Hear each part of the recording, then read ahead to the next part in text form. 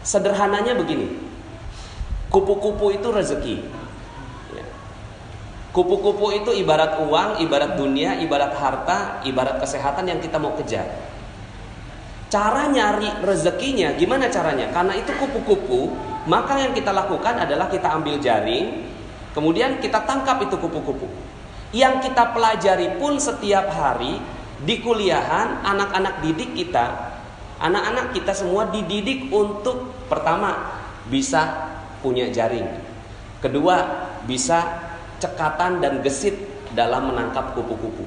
Itu yang dari dulu diajari ke anak-anak kita. Sekarang ini model pembelajaran kita sekarang seperti itu, ngejar kupu-kupu. Kenapa? Kupu-kupu itu proyek, uang, harta, hal yang enak-enak segala macam itu dicarinya dengan cara seperti itu. Akhirnya apa yang terjadi? Semuanya ngejar kupu-kupu. Pas ditangkap, dimasukin dalam sangkar, seneng. Kemudian besoknya lebih terampil lagi. Karena udah terampil, akhirnya bukan satu jaring, 2 jaring diambil, masuk 4 kupu-kupu, masuk dalam sangkar. Besoknya begitu lagi, 5 kupu-kupu masuk dalam sangkar. Besoknya lebih terampil lagi, cabang bisnisnya makin banyak, 10 jaring diambil, 100 kupu-kupu sekali ambil, masukin dalam sangkar. Sekarang pertanyaannya, setelah kekumpul 1000 kupu-kupu di dalam sangkar, 1000 kupu-kupu sudah ada di dalam sangkar. Lalu kemudian kita ingin bermain dengan satu kupu-kupu. Ingin bermain dengan satu kupu-kupu. Kita mulai buka pintu sangkarnya, lalu kemudian kita pengen bermain dengan satu kupu-kupu. Gimana perasaannya, Pak? Halo? Ini masih pada hawa sahur.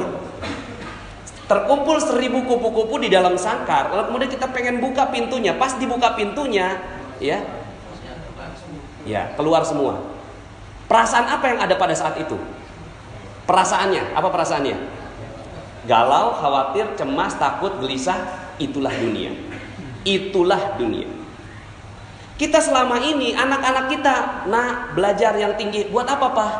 Buat supaya kamu dapat nilai tinggi. Terus, supaya kamu bisa kerja. Terus, supaya kamu bisa nikah. Terus, semuanya diajarinya untuk apa? Untuk bisa ngambil kupu-kupu. Tapi, anak kita bingung.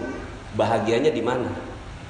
Pas mau dinikmati, kemudian dia mulai buka pintunya. Kok saya nggak bahagia? Maka, kalau mau bermain dengan kupu-kupu, kenapa tidak bangun taman? Kalau mau dapetin kupu-kupu dan bermain dengan kupu-kupu, kenapa tidak bangun taman? Cuma caranya berbeda, alatnya juga berbeda. Yang satu ke atas, yang satu ke bawah. Dia mulai cangkul, pelan-pelan, masukin benih, dijagain, disiramin, dipupukin, lalu kemudian tangkainya mulai muncul, lalu kemudian daunnya muncul, bunganya muncul. Pas bunganya muncul, kebahagiaan terus berlipat. Ketika kupu-kupu itu datang, kupu-kupu udah pasti datang kalau ada bunga. Udah sunatullah. Kalau udah ada bunganya, itu kupu-kupu pasti datang. Sekarang pertanyaan saya, ketika ada satu kupu-kupu dan kita bermain dengan kupu-kupu itu, ada gak perasaan yang tadi? Ada? Resah, galau, gelisah, cemas, ada? Halo? Udah gak ada ya? Begitu yang harusnya dilakukan untuk mencari rezeki. Cuma selama ini yang kita lakukan adalah ngambil kupu-kupu dan gak punya taman. Akhirnya apa yang terjadi? Malam hari galau. Kenapa? Kupu-kupu hilang. Dicuri, hilang. Hilang handphone, galau. Diputus pacar, besok bunuh diri. Anak-anak kita sekarang, jangan sembarangan Bapak Ibu. Mungkin zaman-zaman kita, ini saya mulai memahami psikologi anak-anak kita sekarang. Mereka hilang loh Pak. Hilang mereka, kebahagiaan hilang. Mereka berpikir bahwa kebahagiaan itu bisa didapat di gadget, di dubsmash. Tahu dubsmash? Instagram, ya. Itu mereka mulai dapatkan kebahagiaan di situ. Itu semua. Maka hati-hati, anak-anak sekarang itu mulai hilang tamannya. Mereka nggak punya taman, yang mereka kejar adalah kupu-kupu. Ketika mereka kejar, kupu-kupunya hilang, malam datang, kupu-kupu hilang. Anak-anak sekarang nggak ada yang kuat nahan cobaan Pak. Nahan ujian, nahan musibah. Anak-anak sekarang itu galaunya luar biasa. Maka hati-hati, mungkin dulu kita masih ada sedikit sisa-sisa taman. Tapi sekarang anak-anak sekarang kita mulai harus merubah gaya kita. Makanya sekarang semua pada kebingungan. Coba Bapak Ibu perhatikan, lulusannya kimia, tapi malah kerjaannya lain. lulusannya arsitek tapi kerjaan yang lain. Pernah ada yang perhatiin itu? Berapa banyak orang yang kerjaannya sekolahnya A, pekerjaannya A? Sedikit sekali. Di Amerika datanya hanya 4%. Itu di Amerika yang link and match-nya bagus. Tapi di Indonesia, Masya Allah. Maka cara nyari rezeki sederhana. Gimana cara nyari rezeki? Bangun taman. Ini yang selama ini kita tinggalkan. Kita nggak punya taman. Akhirnya apa? Galau, gelisah, khawatir, cemas. Kita nggak punya taman. Yang kita cari kupu-kupu. Seneng banget tuh, ada orderan, ada project, ada harta, apa segala macam datang. Tapi kita mau beli sesuatu, beli mobil aja. Pas mau beli mobil, sebelum tuh mobil masuk, kita bikin sangkarnya dulu. Kenapa? Karena takut kalau kupu-kupunya hilang. Tuh. Nah, terus gimana dong? Ya udah, sekarang ganti fokus. Kalau kemarin tadi kan semalam kan saya bilang utang tuh lunas, ya kan? Karena memang kalau kita masih ada hawanya hawa utang, itu rezeki nggak akan pernah datang. Hawanya hawa utang, rezeki nggak bisa datang. Ya. Tapi kalau hawanya utang udah lunas, insya Allah gampang banget tuh datang. Nah itu salah satu tamannya rezeki. Nah untuk memupuk itu ada 3 hal. Ya, ini tadi saya dipesenin Ustadz kultum aja, bener-bener kultum, kuliah 7 menit. Ya udah, saya cuma kasih kisi-kisinya. Fokuslah pada 3 hal ini. Fokuslah pada 3 hal. Pertama, pikiran yang positif. Pikiran yang positif bahwa segala sesuatu bagus, segala sesuatu indah, husnudzon billah. Ini adalah taman yang paling indah. Taman yang paling indah adalah husnudzon billah. Husnudzon billah itu apa? Pokoknya semuanya positif dah. Masuk rumah sakit positif, ya kan? Bangkrut positif, ya. Jalanan kemarin macet apa penuh? Nah, penuh. Udah nggak ada jalanan macet di Jakarta ya. Nah, ini namanya positive thinking. Ajarin anak-anak kita ini tentang husnudzon billah. Kalau anak-anak kita berhasil mendapatkan ini, maka ini adalah sebuah kebahagiaan yang luar biasa. Yang perlu dicari ini positive thinking. Positive thinking. Yang kedua, ketenangan jiwa. Ini yang perlu dikejar. Ketenangan jiwa ini namanya positive feeling. Kalau bahasanya kan positive thinking, positive feeling. Rasa itu harus tenang, cool, damai, enak, setenang samudera. Nggak boleh ada perasaan deg-degan. Deg-degan sedikit, itu langsung hilang seluruh rezeki. Jadi misalnya nih, kita punya utang. Katakanlah masih punya utang ya, orang sana ya. Kalau di sini kan udah nggak ada yang punya utang ya. Orang sana masih ada utang. Terus kemudian gitu ya, ketemu sama debt kolektornya. Udah 1 bulan selalu menghindar sama debt kolektor. Pas banget saat itu dia lagi ngantri makanan di mall, pas balik debt kolektornya ada di belakang. Kira-kira bagaimana jantungnya? Ya, mau copot katanya. Deg-degan, berdebar. Berdebar adalah ciri rezeki hilang. Berdebar, jantung berdebar itu ciri bahwa kita tidak punya rezeki lagi. Tamannya hilang. Maka apa yang harus dilakukan? Yang harus dilakukan mendidik jiwa supaya tenang dalam segala kondisi. Bisa nggak kita seperti itu? Nah kalau bisa seperti itu, itulah harta kekayaan terbesar. Cuma gimana cara ngedidiknya ini? Ya ini panjang banget ini penjelasannya. Tapi misalnya begini Pak, ya kejadian ada yang konsultasi sama saya, anaknya meninggal dunia. Suaminya mundurin mobil, anak umur 1 tahun dilindes ya, sama sang ayah. Yang lebih tragis, kakaknya ngelihat dengan mata kepala sendiri ini adiknya dilindes sama ayahnya sendiri, dan sakratul maut mati saat itu juga.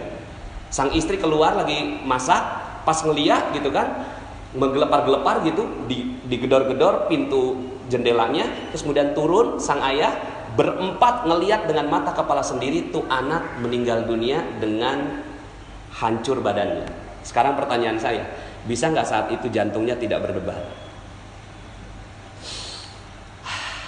Alhamdulillah. Itu yang harus dikejar.